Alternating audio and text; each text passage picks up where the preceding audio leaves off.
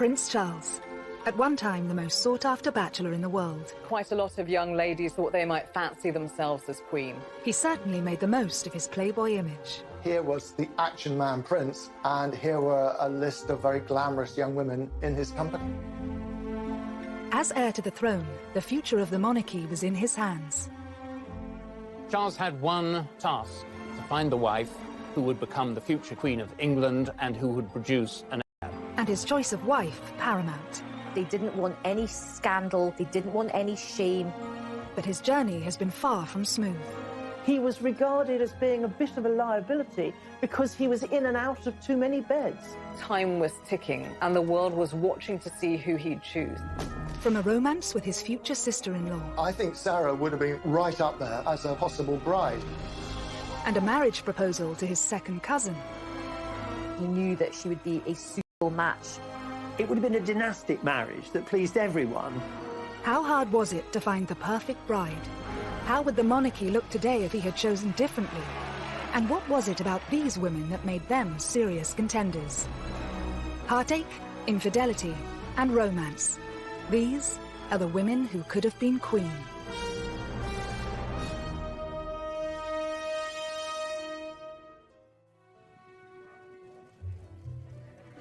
Prince Charles is now the paragon of wedded bliss after tying the knot with second wife Camilla, the Duchess of Cornwall, in 2005. Charles and Camilla's relationship today is serious, committed, stable, and a loving partnership. I think he was always in love with Camilla. He needed her companionship in his life, and he wasn't happy until he had it. Whilst the title Camilla will take is still a cause for debate, one thing is for sure. When Charles finally accedes to the throne, she will be by his side. But Charles's search to find his future queen has been far from easy. Before marrying his first wife, Lady Diana Spencer, the prince spent over a decade hunting for the right woman. Prince Charles found it very easy to find girlfriends to have fun with. He found it very difficult to find a young lady who he could actually marry. Charles set himself a deadline at age 30 to marry. He always knew he would be under immense pressure to choose the perfect bride. In a 1969 interview, he spoke passionately about the challenges of finding her. In my position, you're going to marry somebody who perhaps one day is going to become queen. And you've got to choose somebody very carefully, I think, who could fulfill this particular role. Because people like you, perhaps, would expect quite a lot from him, almost from childhood, that the chief task of his life was to carry on the dynasty successfully. So he had to get the right woman. There were strict criteria that any potential bride would have to meet. You needed to be aristocratic, able to gain the approval of the Queen herself, not a Catholic, not divorced, and an actual virgin. It was an absolute necessity that Charles should marry someone who had not had any other relationships with men. The phrase was she had to be Virgo intacta. These requirements were being placed on Charles in the 70s, in the age of the sexual revolution. I think it's probably right to say that in Charles's social circle, virgins were about as rare as mermaids. Charged with an almost impossible task, Charles's search was also set to play out under the watchful eye of the world's media. All he needed to do was walk across a polo lawn with a woman, and suddenly she was named in the press as his current girlfriend, future wife, future queen. Whilst dozens of women hit the headlines, who were the most notable to win Charles's affections, and which of them were closest to becoming queen consort? Rumoured first love Lucia Santa Cruz was introduced to the shy 20-year-old prince at Cambridge University by former politician and the master of Trinity College, R.A. Butler. Lucia was working for Rab Butler, helping him with his memoirs and his research. She was the daughter of the Chilean ambassador. I think Lucia was someone to whom anyone would be attracted. You know, beautiful brunette, I think quite petite, but an absolute, a brain. She was about 5 years older than Charles. She was very worldly. She spoke several languages. She had her own life. And according to everyone, Charles was immediately smitten. With this amazing young woman, Charles was said to have embarked on his very first love affair. it was a physical relationship because Rab Butler's wife has said rather oddly that Charles had been able to cut his teeth on Lucia, which is a horrible way of putting it. But I think basically what she was saying was that, you know, she was sexually experienced, and that was a good thing for Charles, who was a complete innocent. He was younger than his age, and this was true in a sexual sense as well. He'd had no early experience with women. I think his eyes opened to the great possibilities that there were out there. Whilst Lucia is regarded by many as Prince Charles' first serious girlfriend, was she ever a contender for Queen? Lucia could never have been a serious contender for marriage with Charles. I mean, Charles was simply too young, and I, doubt she'd have been interested.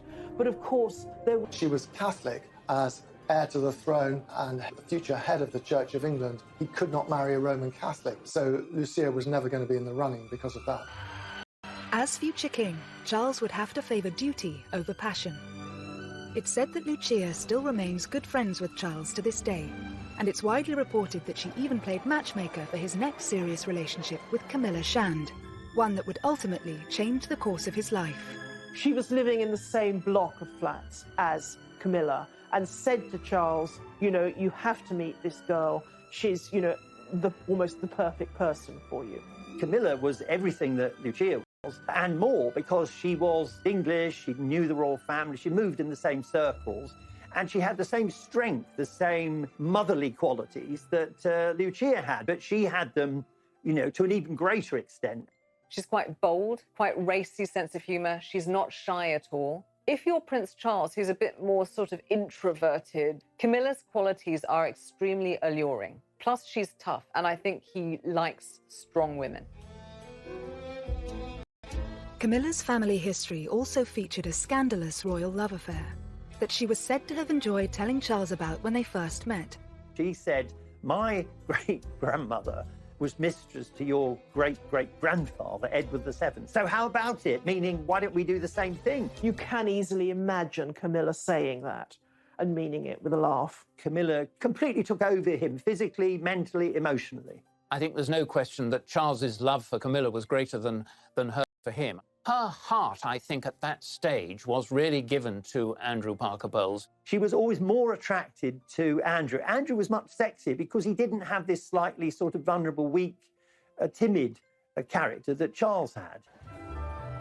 But in the summer of 1972, whilst Andrew Parker Bowles was away for 6 months of army service, Charles and Camilla enjoyed a romance. She knew that Andrew Parker Bowles had been serially unfaithful to her and had carried on with all sorts of other women, including many of her own friends. And this was a bit of payback on Camilla's part. And boy, what a person to pay back your erring boyfriend with, and the heir to the throne. Despite his depth of feeling, Charles didn't propose to Camilla at this time. But would she have been a suitable contender for future Queen Consort had he followed his heart? Never mind the questions of Charles's age and Camilla's affection for Andrew Parker Bowles. There was one other huge problem. Camilla, who'd been around on the dating scene for several years, might just have been a little too racy for royal taste at that time. Camilla's great as a family. In late 1972, Charles and Camilla's short-lived relationship was placed on hold when the prince's naval obligations led to a tour of duty in the Caribbean. But Charles was to be left heartbroken by Camilla's next move. A week before Andrew and Camilla married, Charles begged her to call it off, but it was too late.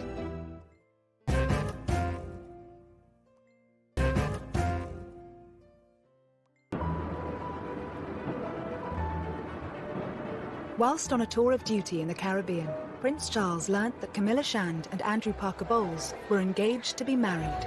Charles was devastated, desperately upset.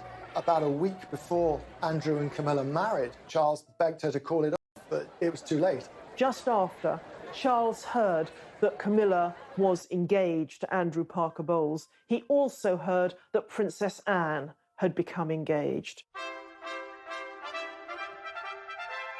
After losing Camilla and then seeing his much-loved younger sister Anne marrying Captain Mark Phillips, I think he did begin to put pressure on himself to try and find a suitable bride. Charles didn't have to wait A week after Anne's wedding, he attended a shooting holiday in Spain, hosted by family friend Arthur Wellesley, the 8th Duke of Wellington. Here sparks flew for Charles, with a true blue blood. Lady Jane Wellesley was the daughter of the Duke of Wellington, one of our most distinguished and noblest families. She was a very attractive, spirited young woman. She was a journalist, so she was somebody who was independent-minded, wanted to be a career woman, making her own way in the world. No, I'm buying my own lunch. Are you? She and Charles seemed very well matched. I think he did think about her as a serious prospect at that time. Many people thought that she was a huge contender to be the future queen. 22-year-old Jane's eligibility didn't go unnoticed by the press. She was the first young woman associated with Charles that the press picked up on as a possible future princess. They were followed everywhere, and she was followed everywhere. She just found the pressure too much to bear. There was a huge amount of press and media speculation, which actually led her to finally snap, understandably, and say, on the record, do you honestly believe that I want to be queen? This was a problem with many of the aristocratic women that Charles dated. They didn't yearn to be the wife of the heir to the throne because they were already titled. She was already Lady Jane. Why would she choose that when, the downside was that for the rest of her life, the press would follow her everywhere. They'd criticise anything she happened to say inadvertently. It would be a nightmare, and she knew that. As an eligible bachelor, actually his role as prince was off-putting for lots of women. Had the press not helped to scupper this perfect match, how much different would the monarchy have looked today? I think Jane Wellesley would have been a very good queen. As it happens, I think she was sensible, she was intelligent, she was modest. She would have brought to the whole business of being queen much more than Diana did. She was a ticking bomb from the very word go.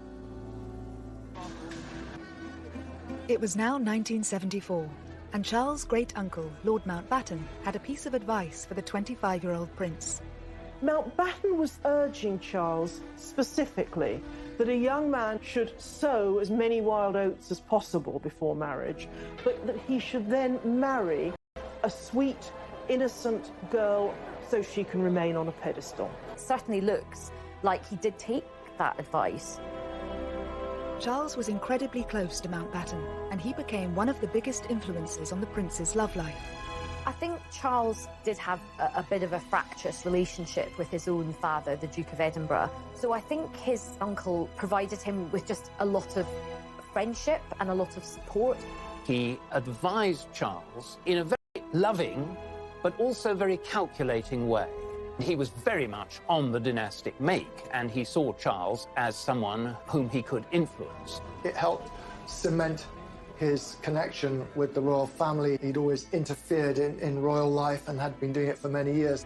Decades before, Mountbatten had really tried to orchestrate the marriage of his nephew, Prince Philip, with Princess Elizabeth, the heiress to England. Now, that marriage, of course, happened, but not without Prince Philip actually warning his uncle to back off. Nevertheless, he was the mentor in Charles's life, and it was his advice that Charles decided to follow.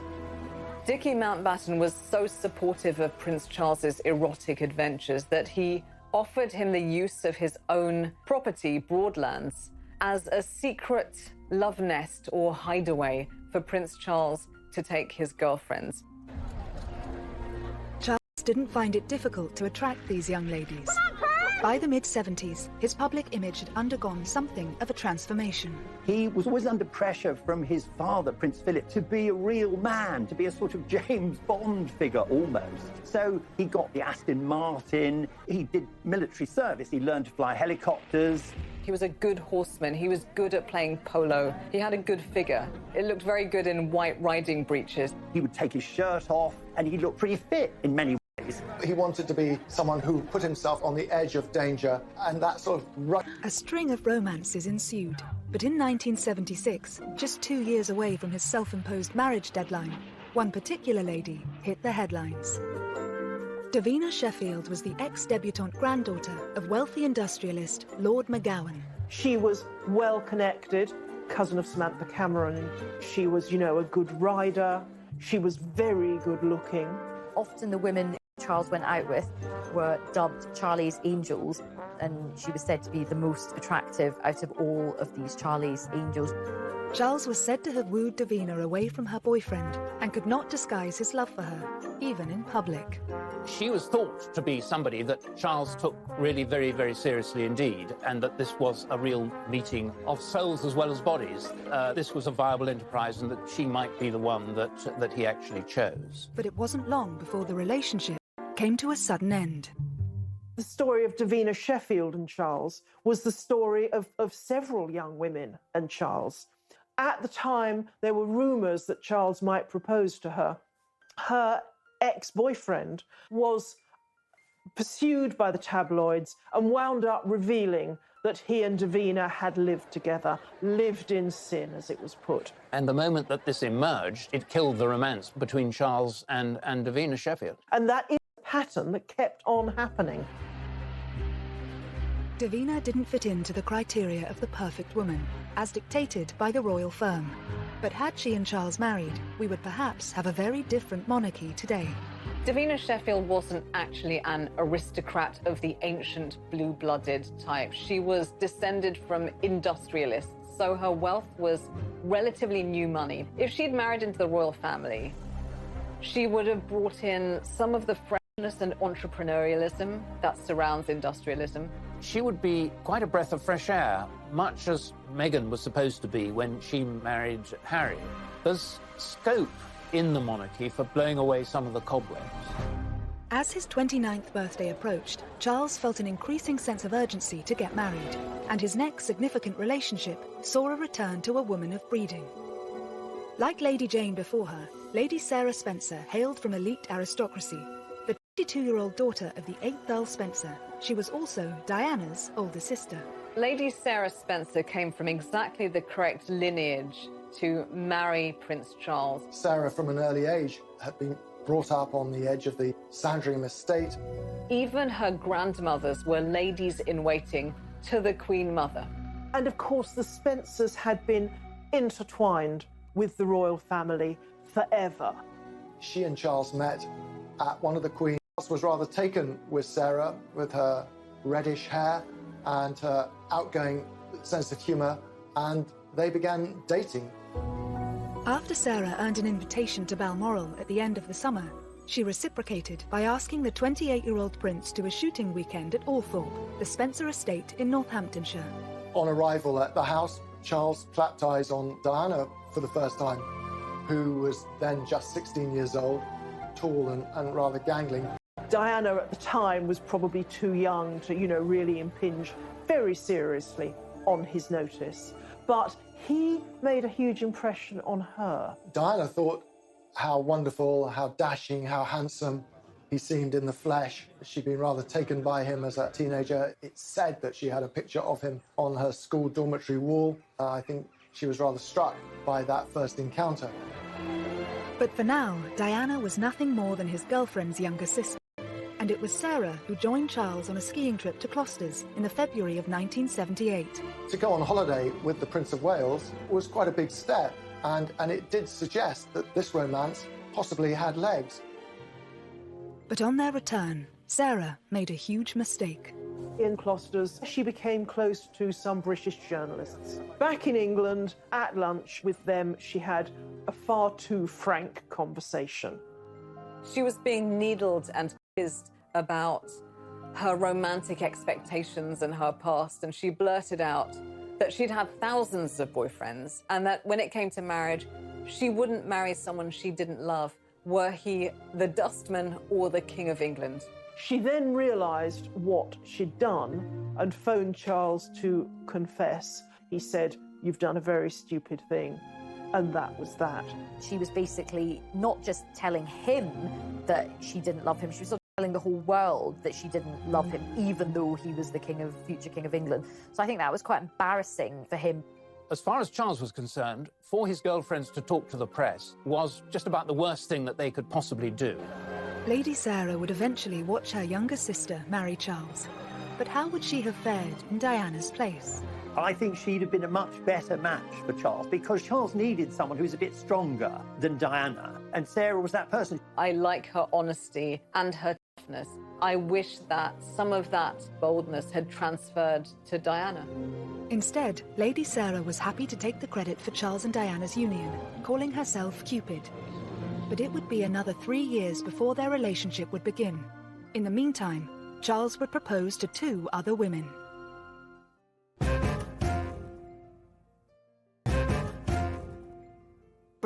Dating a string of eligible young women.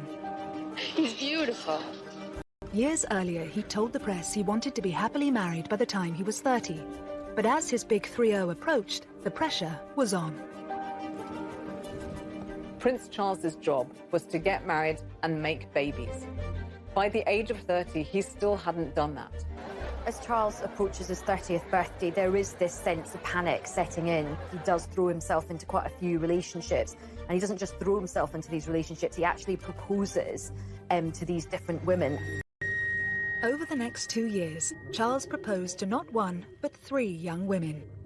His next love interest, Amanda Knatchbull, seemed to tick all the boxes, and more importantly, had the approval of Charles's romantic mentor, his great-uncle, Lord Mountbatten.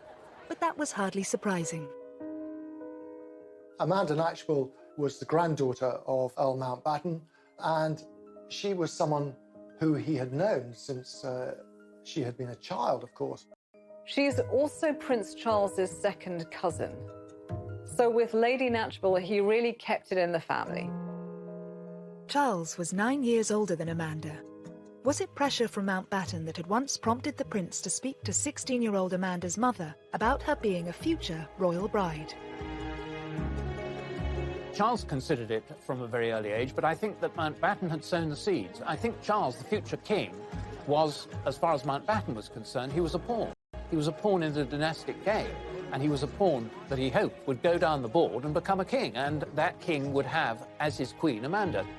I find that the most interesting of the relationships, not because it was emotionally intense on either of their part, it wasn't, but because Charles seemed so ready, so willing to consider a very young teenager as a possible bride, just, because everyone told him he should do. Amanda Knatchbull's mother, Lady Brabham, was very wary.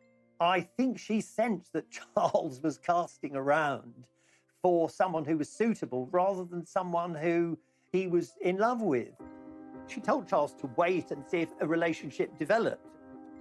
Over the next 5 years, Charles and Amanda did become close friends. But how suitable would she have been as a royal bride? Amanda Knatchbull was descended from Queen Victoria. She was supremely aristocratic. She was virtually part of the family already. She knew the ropes. So from many points of view, she was absolutely ideal. I think he was very fond of her, and obviously they had a mutual closeness to Lord Mountbatten. He knew that they didn't fall in love at first sight. They weren't having sexy romps. This would be an old-school merger, not a love marriage. In 1979, Charles did propose to 21-year-old Amanda. But despite pressure from Lord Mountbatten, it appears Amanda wasn't interested in becoming a royal bride. He did propose, and she was quite firm, and she didn't say, "Oh, thank you, how wonderful, I need time to think about it." She actually turned him down on the spot, but she did it with great elegance, and it left no bad feelings. Amanda Knatchbull turned Charles down because I think she just couldn't bear the thought of the exposure to the pressures of monarchy. She doesn't see herself as a future queen. As far as Charles was concerned, he was disappointed, but perhaps not that disappointed, because I don't think that the chemistry was really ever there as far as he was concerned. He was being a dutiful nephew as opposed to an ardent lover. Despite her aristocratic pedigree, Amanda went on to have a successful career as a social worker and advocate for affordable housing. But had she accepted Charles's proposal, how different would the monarchy look? She would have been politicized, socially clued up, a reforming queen. She wouldn't have just traveled around wearing a tiara and amazing clothes. After Lady Amanda's rejection, it seems Charles didn't hang around, because shortly afterwards he was seeing another heiress, Anna Wallis. She was the next in line, not to the throne, but the next in line to Prince Charles's bedroom. Interestingly, if you look at pictures, she looks, as someone once put it, like a more dangerous version of Lady Di. Well, it appears to be a full-on passionate romance. I would say they had a very hands-on relationship. Charles and Anna are said to have connected through a mutual love of country sports. But on paper, was Anna a strong contender for the role of royal bride? Anna Wallis was the daughter of a Scottish landowner. So in one sense, she looked really quite suitable. She was horse mad, hunting mad. She was known as Whiplash Wallis, apparently, partly for her temper, her quick temper. She always rode higher and faster and longer than people on the hunt. Charles was very much taken with her for a brief while. The royal family don't tend to like women who have particularly strong personalities, so she might not have actually been a very good fit in the long term. In early 1980, Charles is said to have proposed to Whiplash Wallis. However, it's rumoured that Anna turned him down because his old flame was back on the scene, Camilla Parker Bowles. Marry Anna Wallis, or perhaps he was just pretty desperate, full stop, because he proposed to her twice. The thing is, it was obvious by this stage that Charles was in love with Camilla. Anna Wallis was the first of Charles's girlfriends to, as it were, have Camilla really shoved in her face. The Royal Opera House, Covent Garden, tonight. The formal climax of the Queen Mother's birthday with applause from 20 members of the royal family, dozens of peers... But it was at the Queen Mother's 80th birthday party, where both women had been invited, that the relationship turned sour. She was like a wallflower. He just ignored her the whole evening. And who did he ignore her for? He ignored her for Camilla. Charles and Camilla seem to have reignited their relationship at red heat, basically, and they weren't that discreet about it. Anna was furious, and she said to Charles, "How dare you? I've never been so badly treated in my life. You've left me on my own, and now you can jolly well go on your own without me." And that was the end of the relationship. And Anna was dispatched with a crack of the whip lash. After Anna's proposal was rejected, was it to be third time lucky for the Prince of Wales? In 1980, Charles was still grieving the loss of his mentor, Lord Mountbatten, who had been killed the previous year in an IRA bombing. He was staying at a friend's country house when he started chatting to a fellow guest, a 19-year-old Lady Diana Spencer, the younger sister of his ex-girlfriend Sarah. She famously spoke about how sad he'd looked at Mountbatten's funeral the previous autumn and how she'd been struck by it watching it on television. And I think it was that which struck a chord with Prince Charles. Diana seems very early to have considered herself as a suitable bride for Charles. She's quoted as once having said that, you know, she kept herself tidy on purpose. Diana herself says that that night his hands were all over her, but over the course of the summer of 1980, Charles set about pursuing her with gusto. There was a 12-year age gap between Charles and Diana. So what was it about this particular aristocrat that made her so suitable for the role of future queen? For the senior royals, Diana was an even better marriage prospect than her sister Sarah because she was younger. She hadn't had any boyfriends who were likely to talk to the press. She was from an ancient family with connections with the Churchills and with every other aristocratic family in the country. The Spencers and the royal family had been so close for Jen, part of the club. I think the palace and the courtiers thought, she's not going to be any trouble. Oh, the irony. Once the press realised Charles was dating Lady Diana, they didn't leave her alone. Was it this, and pressure from his own family to marry, that prompted him to propose to Diana, reportedly after less than 15 dates? Is there any possibility that any announcements of your marriage in the near future? Can you tell me? Can you tell me if there's any possibility? I'm not going to say anything, please. September 1980, they'd known each other no more than 6 weeks. They hadn't really seen a lot of each other. But the newspapers were already writing about her as this is the woman Prince of Wales will marry. As soon as the press and the media realized that they were seeing each other, they never left Diana alone. So there was this incredible pressure cooker atmosphere to the thing. All of the eyes of the world were on them. The amount of time they actually spent together from choice as two people getting to know each other and wanting to spend their lives together was absolutely minimal. Warning signs were there to see. On February the 24th, 1981, the Prince of Wales and Lady Diana Spencer officially announced their engagement. But 4 decades on, it's remembered for all the wrong reasons. And I suppose in love. Of course. Whatever in love means. I mean, that means no, by the way.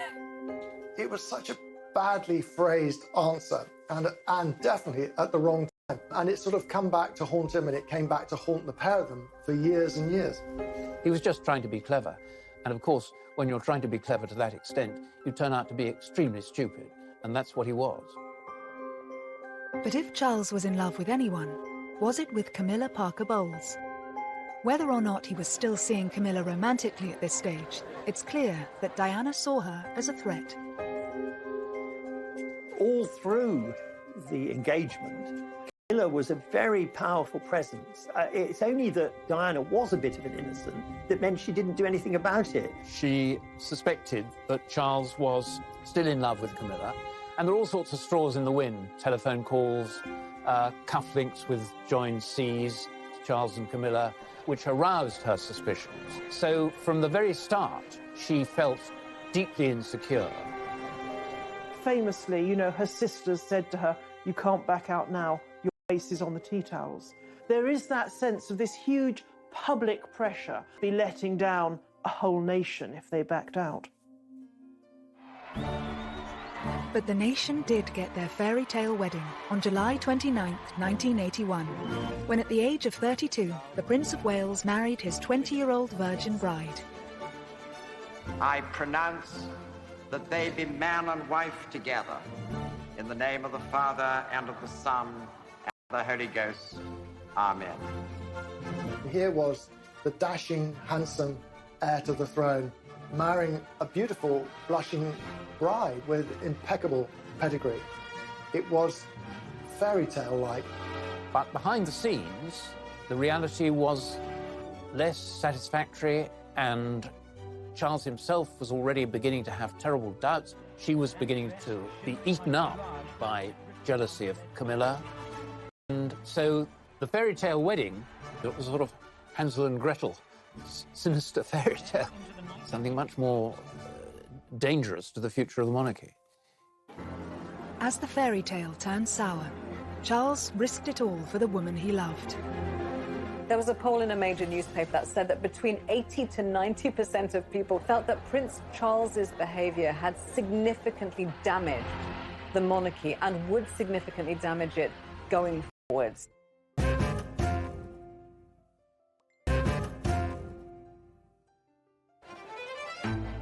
At the start of the 1980s, as far as the world was concerned, Prince Charles had got his fairy tale princess, his happy ever after. How are you enjoying married life? Highly recommend. And when William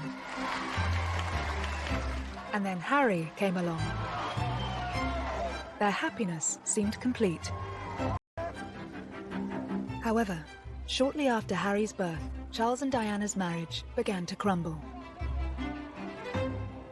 At this stage, had an old friend already been lined up to pick up the pieces?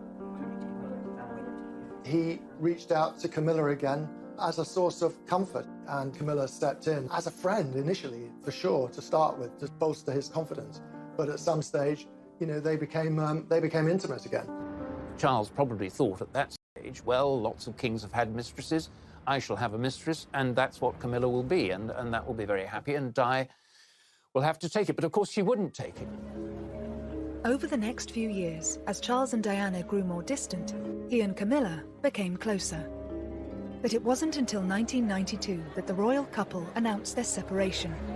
with more and more damaging details about their personal lives hitting the headlines, including the infamous Camilla Gate tape. It was a full transcript of an alleged conversation between the Prince of Wales and Camilla Parker Bowles. As the reputation of the monarchy took a battering, it was clear most of the country was Team Di, and Charles and his mistress were vilified. The public were absolutely furious as the marriage of Charles and Diana broke down, and they began to wash their dirty linen in public because people felt, and quite understandably, that Charles was in the wrong. There was a poll in a major newspaper at the time that said that between 80 to 90% of people who'd been consulted felt that Prince Charles's behaviour had significantly damaged the monarchy and would significantly damage it going forwards. But it was clear that Charles was not prepared to give up Camilla. However, in 1997, a tragedy struck that shocked the world and shook the foundations of the monarchy. We have reports in Paris that Diana, Princess of Wales, has been killed in a car accident. Following the fallout from Diana's death, would it now prove impossible for Camilla ever to take her place by Charles's side? At one stage, after Diana died, Camilla didn't leave her house because she was so unpopular. She thought she'd be hissed and stoned and booed. They kept their heads down, but they kept faith with each other. Their relationship continued, and I think quite a lot of people eventually just thought, you know what, they clearly love each other. They're soulmates. There was a concerted effort, a very, very strong PR effort to rehabilitate Camilla. And I think the change occurred, you know, it occurred over the years. In 1999, 2 years after Diana's death, Charles and Camilla made their first public appearance together. They're telling the world we're a couple, and you'd better accept it. Despite going public as a couple, why did Charles wait another 6 years before marrying the woman he'd loved for more than 3 decades?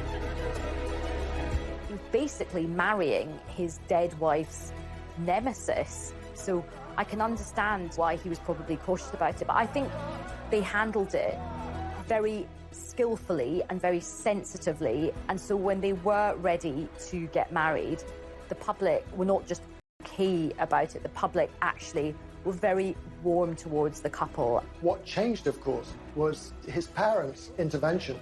They had been none too keen on Camilla for a long time, but there was a pressing argument that the Prince of Wales should have a wife because Charles could come to the throne with a mistress but no wife, and it would be quite difficult for him. Ceremony. As head of the Church of England, the Queen did not attend. But she and hundreds of other guests were at the blessing afterwards, held at St George's Chapel, Windsor. What was nice about it was the contrast between Prince Charles at his first wedding, which was something out of a sort of Disney movie with his Disney princess. This was so different. They looked really happy. They just looked like they belonged together. He'd finally got a ring on her finger and she was finally his wife. And it did feel like the whole country had come to the end of this most epic of romantic journeys. As far as Charles is concerned, Camilla is his perfect partner. But on paper, the divorcee Duchess is far from the perfect royal bride. So what will she bring to the monarchy? It's interesting because the question of a Queen Camilla would once have seemed utterly outrageous. But behind the scenes, it is said that Charles, understandably, wants his wife to be queen. It is perfectly apparent that Charles is at once happier and more stable, more forthcoming with her by his side. Camilla now, I think, is probably as close as you can get to being the perfect consort and perfect royal wife, because she will never complain. She's very measured. Prince Charles' love life has certainly been colourful. He searched far and wide for the ideal bride. But had he followed his heart sooner, rather than his head, would his romantic journey have been completely different? The woman that Charles ultimately married and found true, lasting, mature happiness and friendship with is exactly the type of person who 3 decades earlier he would have rejected immediately as Queen. Charlie's angels, as they were called, I think they've been very important in making him realise that actually hunting for the perfect person is not a good idea, because if you're actually out there desperately looking, you make mistakes, you try too hard. And so I think he's learned that the grass is not always greener, and he was always better off with the first woman he loved anyway.